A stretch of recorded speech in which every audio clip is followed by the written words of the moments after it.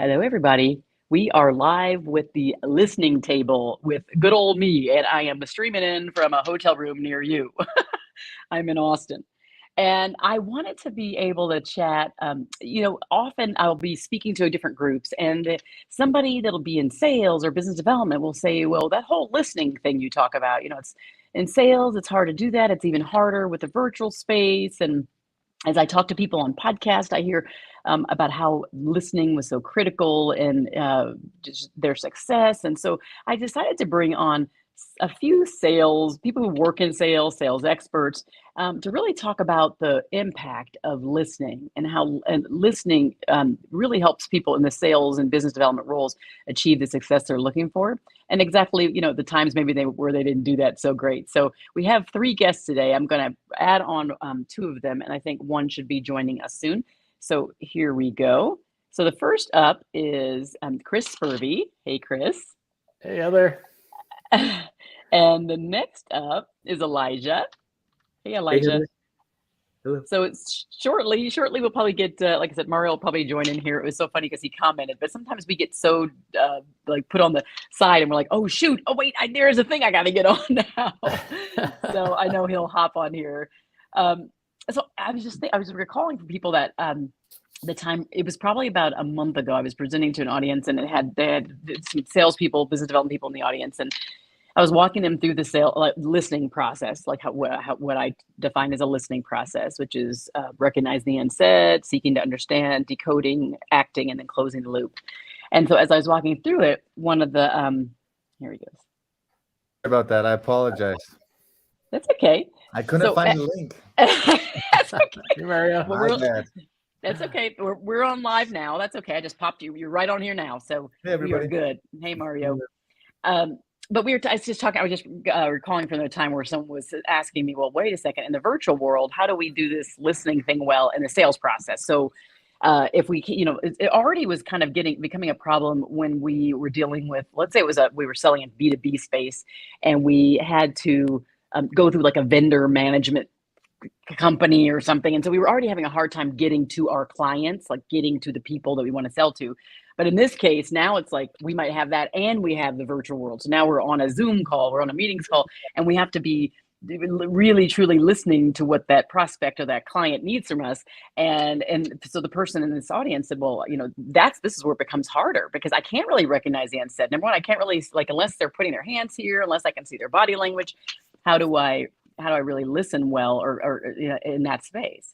So I'm just curious. I'd like to kind of kick us off there with, what have you seen as some of the challenges in the sales process, and potentially how you think listening solved that issue in that process, whether it's now or some years ago? Any specific examples or stories that you have that you want to share? I'd be happy to just jump in. It's funny, as I was listening to you, Heather, as you started, and the word listening, my head immediately went to intention. And when you start to interact with somebody, and luckily it's over email or over potentially a cold call or whatever, it starts with having an intention of connecting with somebody.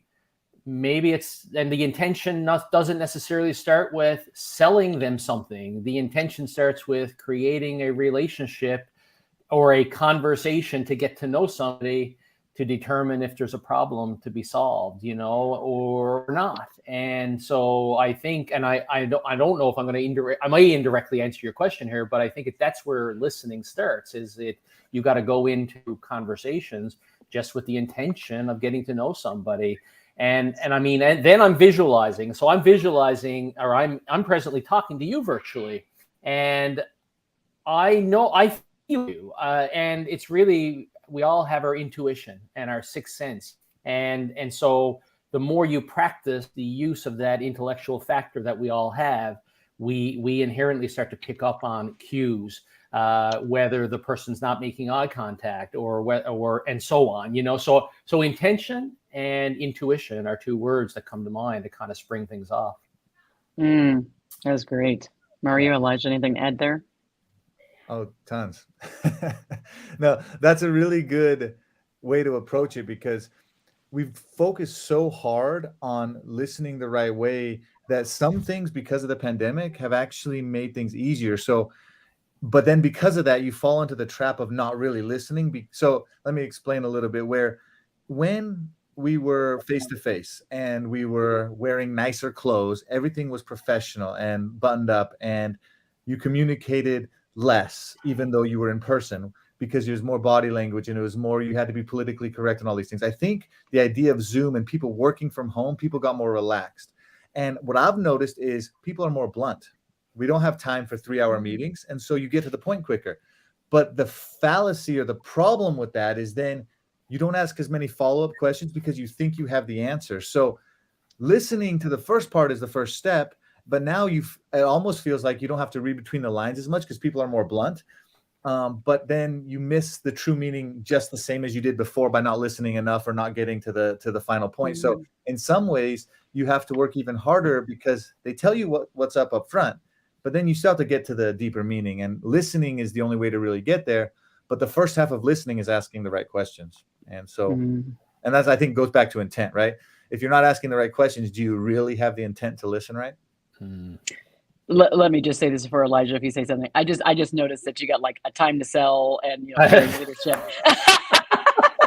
So yeah, Chris's book to the left, to the left in the way I see it, and my book to the other side. Look at you, little snazzy guy. I so appreciate that, Mareo. That's awesome. Yeah, I should have yours right there. It's over here. I'll get it in a second. So Elijah, any context for you?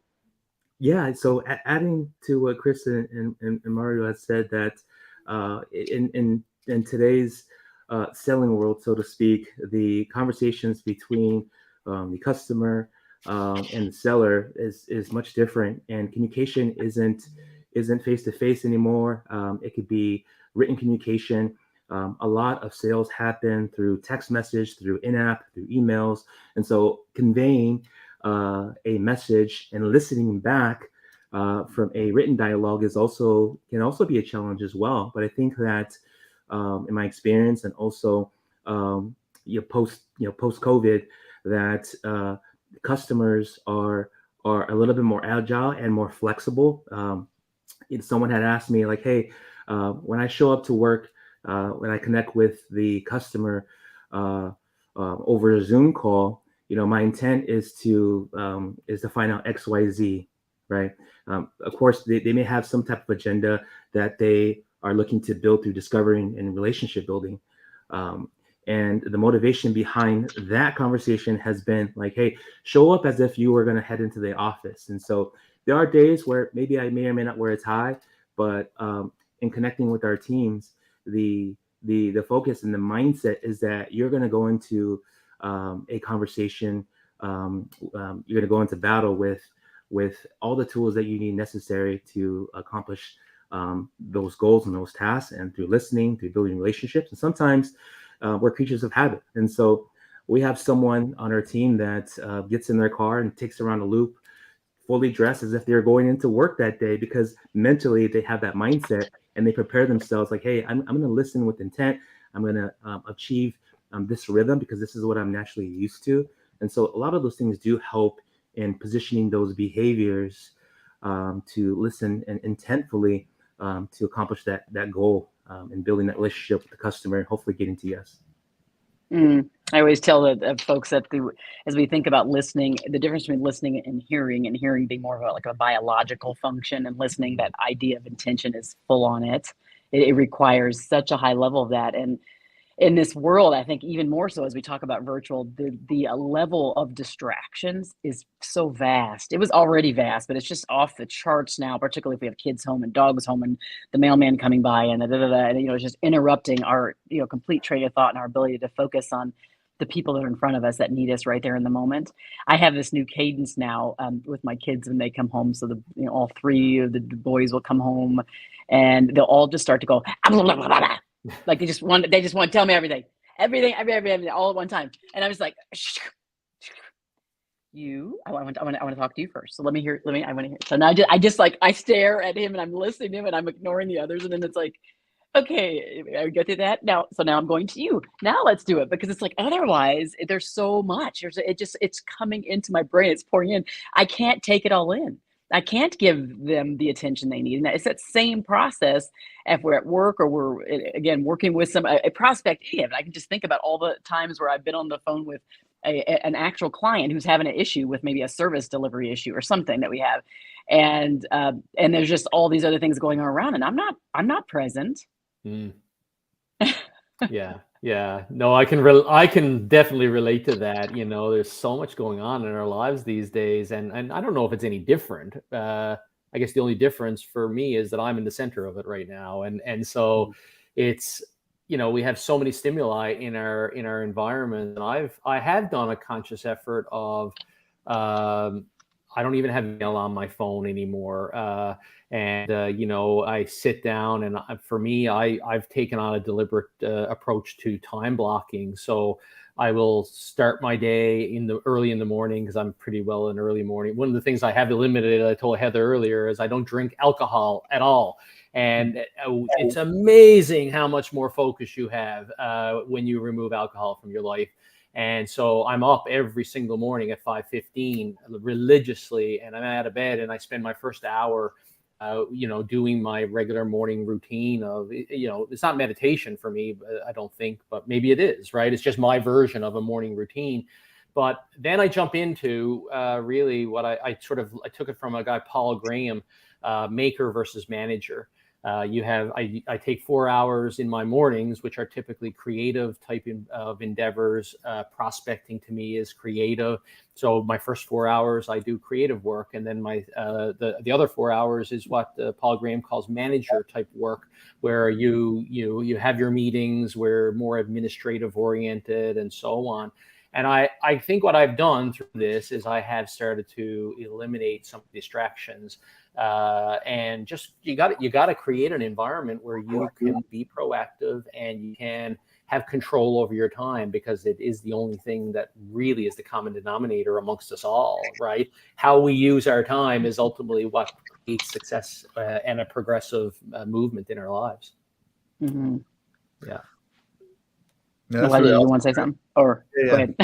No, sorry. That was really awesome, Chris. I never heard it defined by manager versus maker. I've heard that most people are more creative in the mornings, but it's based on your circadian rhythm. Like, I know some other people, though, that they take 4 to 5 hours to wake up. So they do all their manager stuff in the morning and then their creative stuff in the afternoon. But most people probably, according to their sleep schedule and how they work and stuff. So that makes a lot of sense that they're more creative in the morning.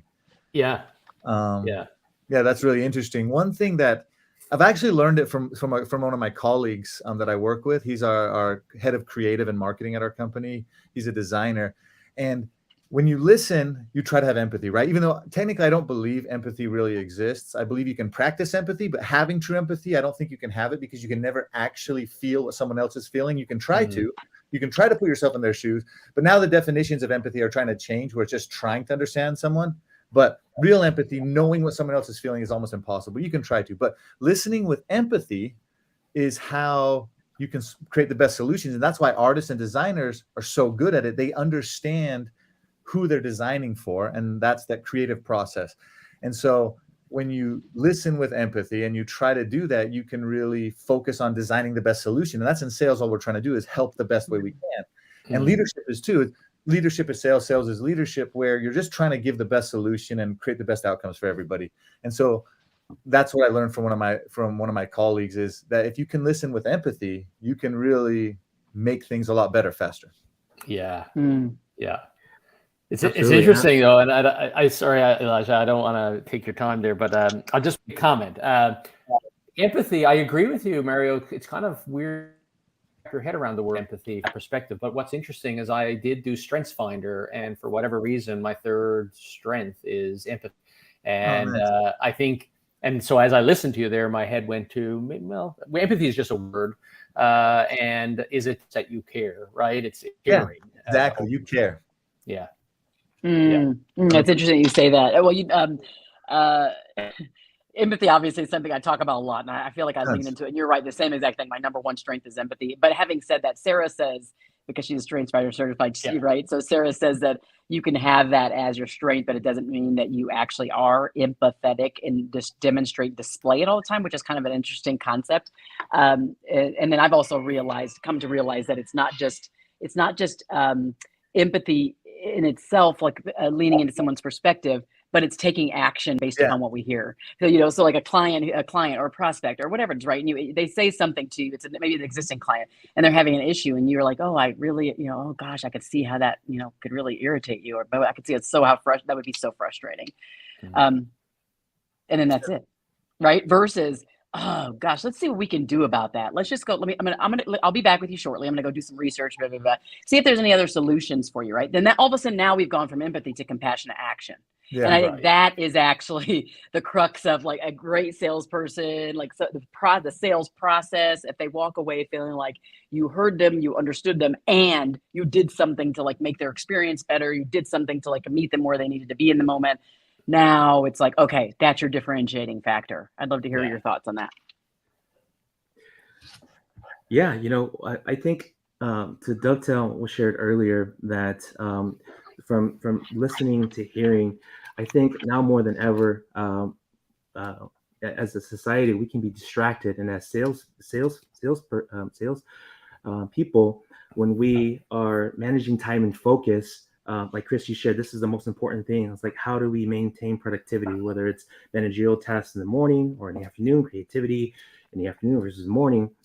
And one thing that comes to mind is that for customers and salespeople alike, Mareo, you shared this, that we tend to be more blunt, more straightforward, and to the point, even from a customer standpoint, that time is money, and we want to get to yes. And so what I've seen in scenarios, most recently post-pandemic, in the past few years, is that customers are more open to the dialogue that we do have around meeting them where they're at, in terms of, hey, you can attend this meeting, send me what you've got, let's schedule a follow-up connect, and then we'll go from there, versus the traditional way, hey, you're going to meet us there at this time, and we're going to discuss XYZ. And I think that the flexibility there has adopted and changed so many different times or the past few years, where in general, even from direct to consumer or B2B, there's been so much flexibility there. And so I think that from both aspects there's been some flexibility in how we communicate with customers and really kind of build through that relationship process. So that's what comes to my mind right now. I'm just kind of thinking the thoughts that we've shared earlier. Yeah. That's interesting. So Heather, your book, of course, it hits heavily on, as a leader, if you care enough, you can bring out the best in other people, right? And I think when you talk about the strengths finder and having strengths though, but not using them, that's in everything in life. You have so many, and the best leaders help you find those strengths, because you could be amazing at something, but not know. So one example, in Idaho, the basketball coaches they ruined me, right? Because since I was taller than average, they had me play center. And that's just my whole life. I thought I was a center. But then when I moved my senior year of high school, I moved to Arizona. And at the first day of practice after tryouts, the coach said, why are you playing with your back to the basket? Why don't you get on the 3-point line, take a couple dribbles and drive and shoot it and make a layup, and just do that every time you have the ball? I'm like, what do you mean? That's like what the 3 guards, the shooting guards do, the small forwards do that. I'm a center. And he's like, no, you're not a center. That's not your strength. And so it took me till I was 17, senior in high school, to realize that I was pigeonholed because leaders put me one way just because of the outward appearance, right? Where another coach saw potential, and that's what good leaders do, right? They say, oh no, you're actually different. These are the strengths you should be using. And in work, that's kind of how it should be too. We should be not looking at what they're good at today or what they've become proficient at, but what are they going to be excellent at based on their skills and attributes. And in leadership, that's how you should do it. But in sales, you can do that for your clients. If you can look at your partners or your future partners, the people you're trying to sell a product to or a service, and say, hey, this is where you're at today and you're good at this, but you could be here, and then help them paint that vision. But the only way you can ever get there and learn about them is by listening, right? Mm-hmm. Mm-hmm. Yeah, that's what I always say. Everything starts and stops with listening, right? I feel like no matter what role we're in, if we learn to listen well, leaning in to another person's perspective and being intentional, I love that, like making sure that we are, as Chris says, kind of following the intuition in the process, then all the things we're looking to get. And here's what I would say too. I say the word get, but it really, so it's like we want these results when we're going to listen. Like we're in a sales process or we're with a client, we want to keep them, we want to expand their spend, whatever it is that we're trying to do. In the end, I say this, I think we need to be asking ourselves, what are we willing to give, or what are we giving versus what are we getting? It kind of goes to Chris's original point, which is, let's go into it building relationship, not into like sell a product or a process or a service or whatever it is, right? Yeah. So, but I feel like it is so much about focusing on the give versus the get. And if we can get to that point where we enter into every interaction from a giving service perspective, then I feel like, number one, the client on the other end or the prospect on the other end is going to know, like they're going to feel it. They're going to sense it from their intuition that we are really more focused on them, that we already know that we have solutions and products that can help, but we're not just immediately going to that. I think those are, really, I'm curious to know from your perspective, from each of you, was there ever a time in the sales process where you got stumped or you lost the business because you just failed to listen? Or do you know someone who did that? I'd love to hear that story. Every day. I don't know. Well, so, and this is something I really believe, and actually it's part of, I think it's something that is very, very true. In every sale will fail, or every failure in life generally is you either don't know enough or you don't care enough. And both of those often can be solved by listening. So either you didn't know enough or you didn't care enough. And if you care enough and care enough to gain the required skills, you'll eventually get what you need to get. And that's the same with helping people. That's the same in sales. So that we were actually working with a potential partner just about a year ago.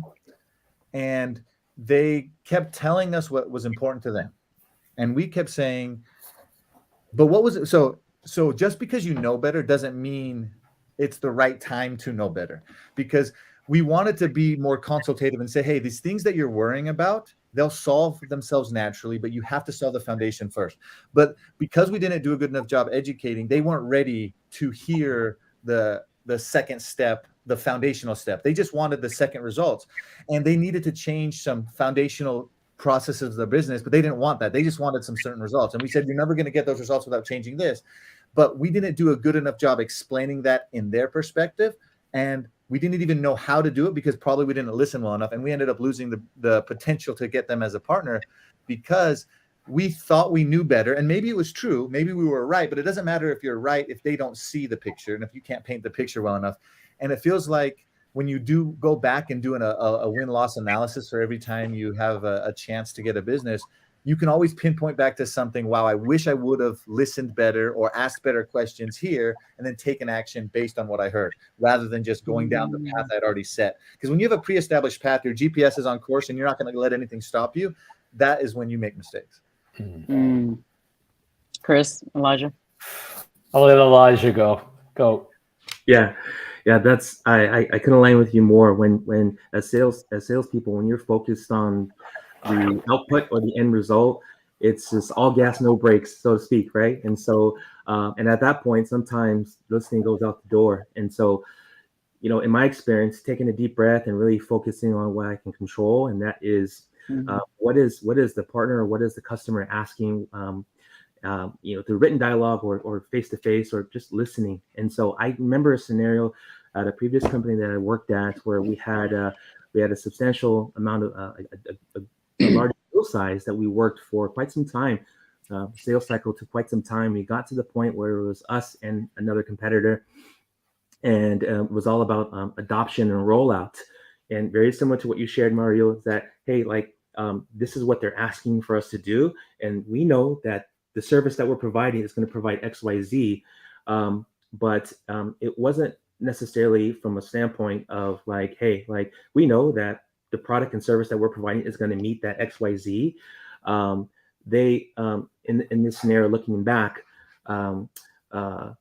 we felt that we weren't essentially showing up in a way where we identified care, empathy, all the skills and qualities that we would encompass in just proactively listening.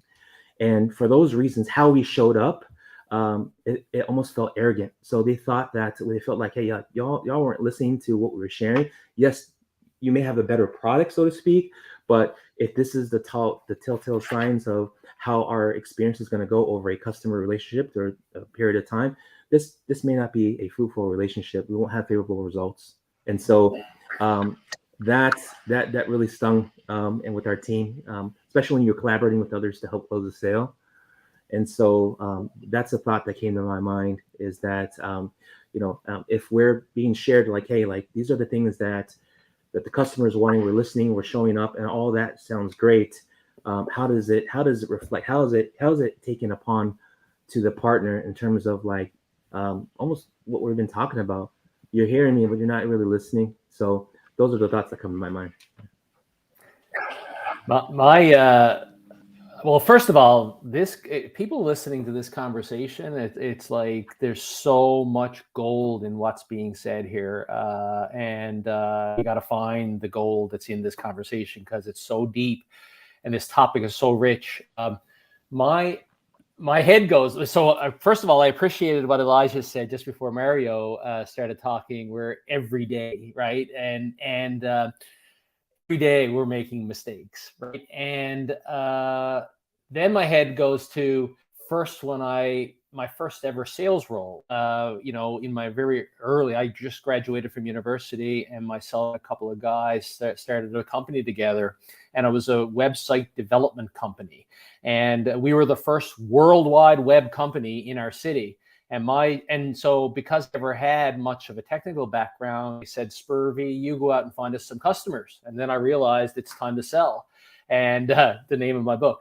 And so I went out with an image on my mind of what I thought sales was. And I went to a board grade luncheon, and I started to interject myself with my hand to start shaking hands. And I did every bit of an attempt to, within 15 seconds of a conversation, asked them if they had a website. And most of them didn't even know what a website was back then. And so then I would pass them my business card. And then I would take that business card and look at the address and drive up there, drive in to try to go meet them, And for whatever reason, the lights were on when I drove in the driveway, but for when I went up to the door, the close sign was up. And so they didn't want to see me because I was robotic in my process, So if I share that with you, and now I reflect on the Chris Spurvey of today, not to suggest I am in any way perfect, but as I analyze my sales process, I can reflect and say what happens for me is I get into a rich, deep conversation where we connect at an emotional level. I ask questions, and a lot of those questions are challenging in nature, which at the end of the day, people appreciate being challenged. And the funny thing happens is when you challenge somebody, they subconsciously believe you have an answer to the problem that you've just uncovered, right? And so you challenge them with some questions. And then for me, what happens is I get so vested emotionally in helping them and serving them that I carry around their problem with me, and it's rolling around on the rotisserie of my mind until we meet again. And then when we meet again, I basically just paint the picture that's been going on in my mind. And so, but unless I ask questions and unless I intently listen, then I'm not getting the fuel to be able to paint the picture, right? So, but I share that with you as sort of wisdom, but I make a lot of mistakes in the process of trying, Yeah. Yeah, I think of there's a client that we had. It was an actual existing client, and we were really close to losing them. And it was like a multi-million-dollar client for this nonprofit that was about $53 million a year. So a few million was still something you don't want to be losing. And they weren't listening. The client was having an issue with one of the processes that the company put in place that was causing a big delay in delivery of the thing they needed. And so we weren't, the team wasn't listening. They were just not. And I went to the client. I'm like, okay, tell me exactly what's going on here, and brought their concerns back to this leadership team.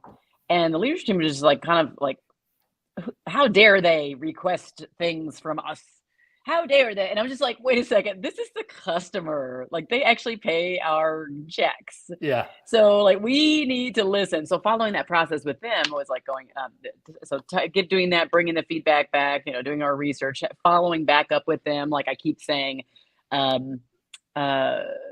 basically looking at recognize the unsaid, seeking to understand, decoding what it is we hear, maybe researching it. And then after that, seeing what kind of action we're going to take on their behalf. Because remember, we talked about a compassionate action in the beginning. So they're looking for us to do something. So they don't just want us to like hear them. They want us to do something about what we hear. Otherwise, it doesn't even feel real to them. It's like, are you faking it? What is this about? And then after we've done something, they want us to go what I call close the loop. So that whole closing the loop part is so critical in the sales process, processing process, employees, leaders, with everybody, because we all drop the ball. We don't ever, we go listen. We're so like heart oriented. we're so committed to compassion. And then we never tell them what it is we did. We just never tell them. Yeah. So then they're like, I think I saw a change in the process. I think I saw an adjustment to my bill.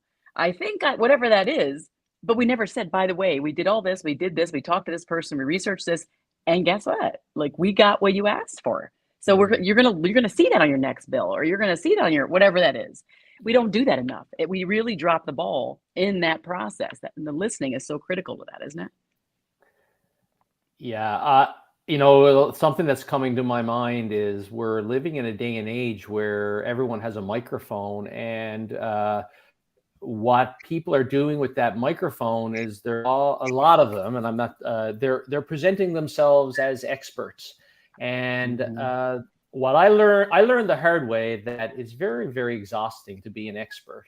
And the thing that I decided based on my coach identifying this for me was rather than presenting yourself as an expert, be vulnerable and tell people that, you know what, I've made every mistake in the book, and let's have a conversation, and maybe I can help you not make the same ones.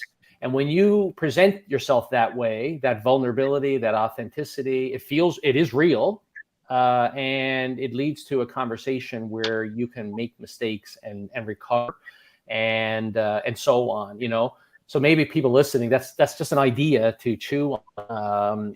And then you can listen with her. You can actually listen because you're not thinking about what you're going to say in response, because you don't have to be an expert, right? Yeah.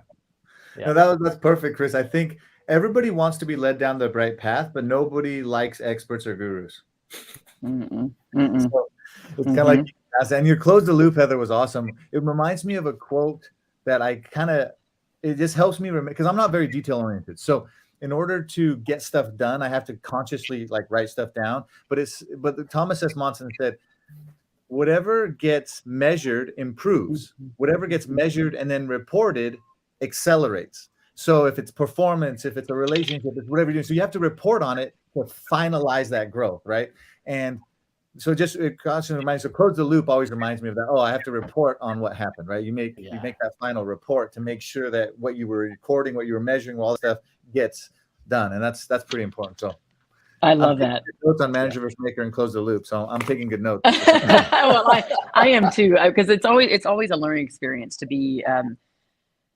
Thinking about this idea of seeking to understand and versus being understood, or like waiting to respond versus really taking in what it is they're saying without the need to put our voices in it or our opinion in it.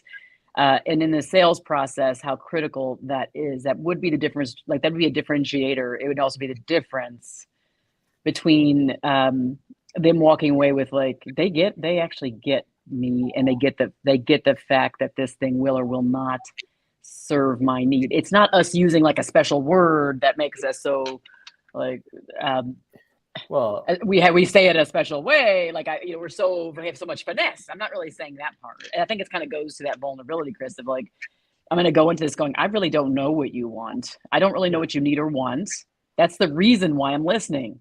Exactly. I'm not making assumptions. I can't make assumptions about it. It's what you said earlier. Again, it's how much am I losing by all the assumptions that are happening in the background in the listening process? But that's, what I will say about that though is it's good to have a structure. It's good to go into a conversation with a list of questions that are structured in such a way that you get the best use of your time and their time. It's good, the first question being, tell me about your business, right? The second question being, where would you like to see your business in a couple of years, or 3 months, or 6 months, or 6 years? Where is your business today? What's holding you back? What's in the gap between where you are today and where you are tomorrow? And then you listen to all those answers to all those questions. You regurgitate what you've heard because you've listened, and then you just say, I'm going to go back to the office and I'm going to do X. You send me Y, and then we'll meet again, right? And so I say all that to you because I think a lot of us just overcomplicate the sales process. And what happens when we overcomplicate it is we get ourselves all confused and tongue-tied, and we try to do too much in one conversation. So I got a list of 6 questions. I told you them, and almost every conversation I have, I just follow the same 6 questions. Yeah, I think that's a good point that you have there, that whatever process we're in, whether it's a sales process or whatever that process is, we enter as a leader with a team member or somebody in customer service trying to overcome an issue. I agree that we have to, in order to we have to, as you were talking about, Mario, we have to ask the right questions. We have to ask open-ended and close-ended and whatever we were trying to get to it. We still have to know that part. So there is that kind of skill, or like the task of listening by asking the right questions. And then there's like, with the intention, there's the purity of the purpose of listening. Yeah, I think that's what I'm trying to get to. So that, yes, we absolutely have to have the questions, and because we can't even ever get to the bottom of what they need if we don't ask the right questions. So I do agree that we have to have those. And so that skill or finesse is going to be important in that regard. So I don't want to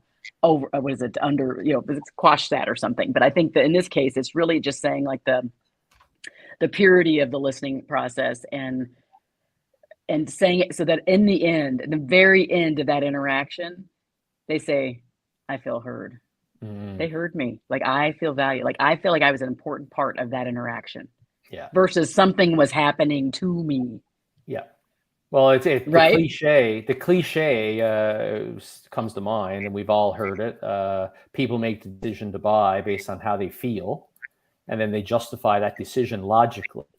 And so what that means is we go into a conversation with the intent of connecting emotionally with that person, helping, finding the uncommon commonalities between you and that prospect, so they get to express themselves and maybe tell stories that they've been told in a long, long while, which helps them feel good. And then then when you leave and you got your action commitment set up and you send them a little proposal maybe, or whatever, then the logic comes in. But I think in cases I've proven that if you can create the emotional connection, all the logic falls in. I've been told, I've discussed this with a couple of people who I've coached, and I share with them what I charge on a monthly from a retailer perspective, and the immediate reaction is I don't know how did you get there? And what I have found is you can ask whatever you want financially if you help them feel good, and I'm not suggesting anything here. I'm not bragging. I'm not doing anything but beyond say, when you create the emotional connection, and they connect you with the problem, and they connect you, they want to be friends with you, they want to be with you, they want to learn from you, you can dictate really how much you charge and things, and you will pivot yourself towards a client base that you're happy to be working with, and they compensate you well for it. I love that. Yeah. And Chris, I would agree with you, and I think that what I'm hearing is that the customers or the people that we're speaking with, they will recognize if they can feel that we are for them, and it's more than building a relationship and rapport. They can genuinely feel that it's an innate feeling where a customer, and we may or may not have felt those in our own personal lives, of what it feels like to be sold or consulted through an experience. But what I'm hearing is that, and I can agree that emotional connection, that building rapport through a relationship and listening, the customers can definitely feel that innate feeling that, hey, this person that's connected with me, they're for me. They're truly invested into what's going on, and I'm for that. So I align with that. Absolutely. Yeah. I love that. So I'm curious now. I'm gonna do like a wrap up for everybody. Take like a minute or so and just say like, in the end, like what do you think? What value do you think is delivered by getting this listening thing right in the sales process? What value do you think is delivered by getting this listening thing right? And whoever wants to go first, go first. Sure. If you can listen right, you can find the best way to help. And yeah, if you can help enough people, you can sell anything. So love that so much. Love the simplicity so much. Yeah, no, I really appreciate the simplicity, and it says it all. My head goes to, you know what, we're on this earth for a purpose that is pretty hollow when we are only thinking about ourselves. And the way we connect with people is through listening, and it's the only way to connect with people is through listening to the words that they say, which comes out of their mouth from their own heart. And when we listen to people, we connect with them, and we find ways to collaborate, ways to partnership, and that's what makes the world turn and grow. And that's what the earth is. That's what we're here for, growth. Absolutely. I would say if we get this listening thing right, not only from a sales perspective, sales cycles will be cut in half. Also, the relationships will be cultivated that will lead to likely to recommend scenarios, right? Because they feel that we're for them. And most importantly, the relationship that's being established is a lifetime. Those customers know who they're going to when it's time to renew or recommend. So. I love that. Thank you so much. That was great. I love this whole, are they for me or are they against me? Are they for me? And so I would say, like, as we wrap up on this listening table, to be thinking about in our interactions, whether it's in the sales process, whether it's dealing with clients, whether it's working with coworkers, whatever that is, at the end of the interaction, do they feel like you're for them or against them? Right? That's pretty powerful. So I would let's just like end on that. And I thank you, fine gentlemen, for sharing all of the knowledge and the stories. I know we can go on and on this, but I try to shorten it. And then the thing is, you can, for those who are there, if you're out here, thank you so much for joining. And if you weren't, that's okay. You'll join later. This will be shared through LinkedIn, Facebook, and things like that. So you can always share this about, and people can get it after the fact, which is what happens often. So let's commit to kind of sharing about, okay? Of course. Hey, Awesome. Thank you, Heather, so much for putting this together. Thank you, Heather. Absolutely. Thanks, everybody, for joining the listening table. See you.